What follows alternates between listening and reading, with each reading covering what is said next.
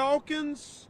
We have the honor of representing the family of Glenn Foster, who 2 years ago, Joseph, on this very day, was killed while he was in the care and custody of the Pickens County Sheriff's Department here in the state of Alabama.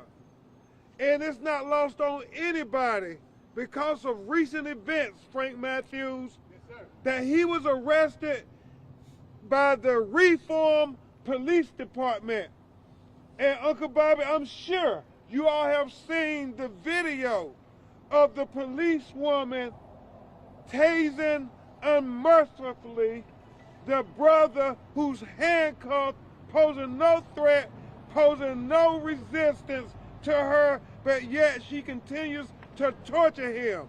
Thank God we saw that video. Yes, Lord.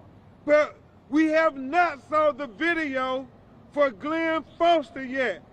How long, Mr. E.J. Bradford, are they going to wait before they release the video so we can see what happened to Glenn Foster? We are here with Glenn's widow, Miss Pamela, his daughters, ages 12 years old, 9 years old, 6 years old, 3 years old. If anybody want to know why we fighting, all they need to do is look at this picture of these beautiful little angels who are going to be asking questions. What happened to my father? And more importantly, Uncle Bobby, we need to be able to answer, what did we do? What did we do?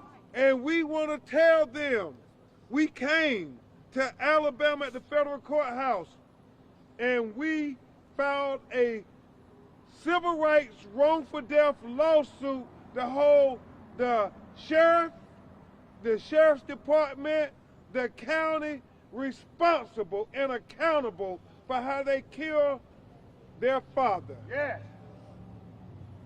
And let the record be straight.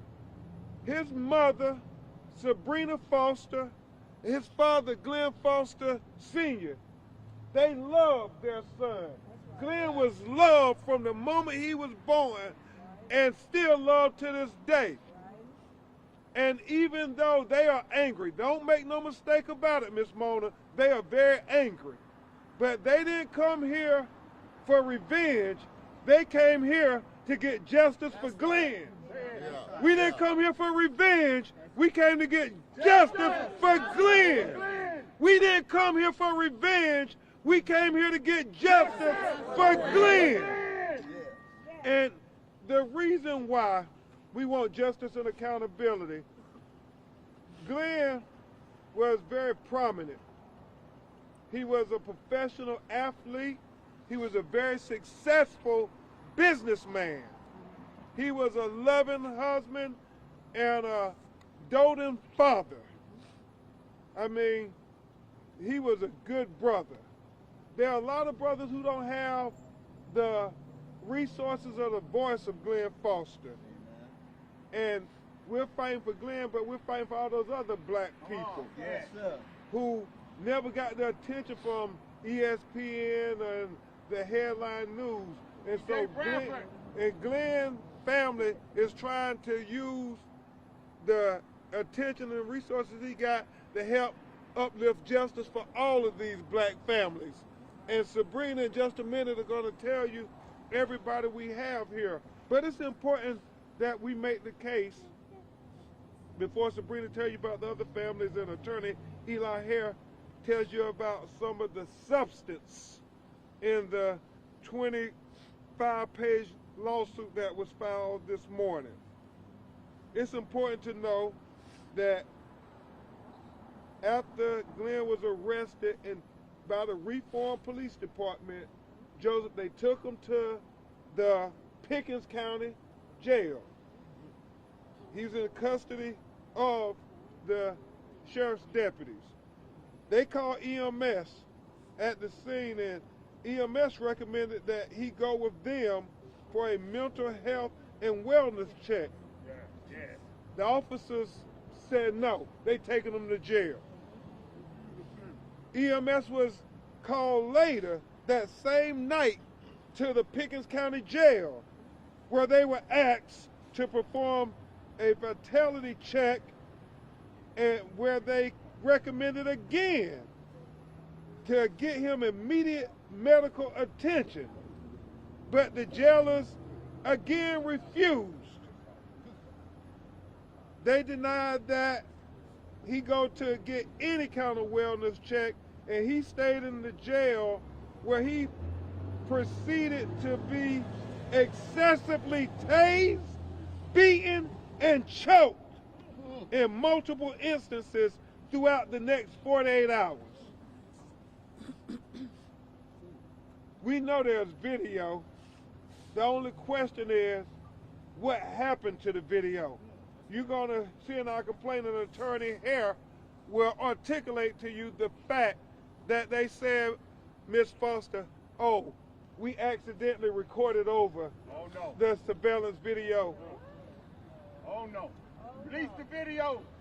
Yeah, Frank, we don't need to say no more. They just need to release the video. Say no more. Release the video. Say no more. Release the video. Say no more. Release the video. Say no more. Release the video. And that seems to be a persistent problem in the state of Alabama. Their lack of transparency. I mean, why do we have these body cam videos, these dash cam videos, these surveillance videos? Is when we need them most, so people can see what happened. Our property. Yeah, the property of the taxpayers. Yes. They won't release it. It was the same thing with E.J. Bradford. Yes. I mean, who got killed here in Birmingham on a Thanksgiving night. They still won't release that video. Release our video. And so the only way we're going to get them to release that video is if we demand and make them release the video. Who's got the power? We got the power. Who's got the power? We got the power. Who's got the power? We got the power. To go before the ICC. Amen. International Criminal Court. Okay. Amen. Amen. We got to go to a higher power than Yes, sir. Alabama. Yes, we got to get the federal government here, Ms. Foster. Yes, sir. Before Attorney Eli Hare, a great civil rights lawyer, come up and speak, will you share with the media the families that are here standing with Glenn Foster and who you all help one another? Absolutely. Glenn Foster Jr. Glenn Foster Jr. Glenn Foster Jr. All right. Good morning, everyone, and thank you for coming. I would like to recognize my family, the Foster family and the Jones family. Can you please step forward or just raise your hand? Thank you very much. Just raise your hand. I have my family is originally from Alabama, all right? So when my son was traveling through Alabama, he had no idea of the danger he was in. I will continue my speech later. Do you want I just introduce some of the other family members here. Okay. Mama Green. Okay, Mona, is there Mona? You're just going to introduce her for now. Okay. Okay, so we do have Ronald Green's mom here, Mona Hardin. We also have Oscar Grant, his uncle here, Uncle Bobby, and his Auntie B. And we have several others that I can't remember to name right now. E.J. Bradford's family. E.J. Bradford's family is here. Wallace Wilder, who was also murdered by the Pickens County Sheriff Department. She is here.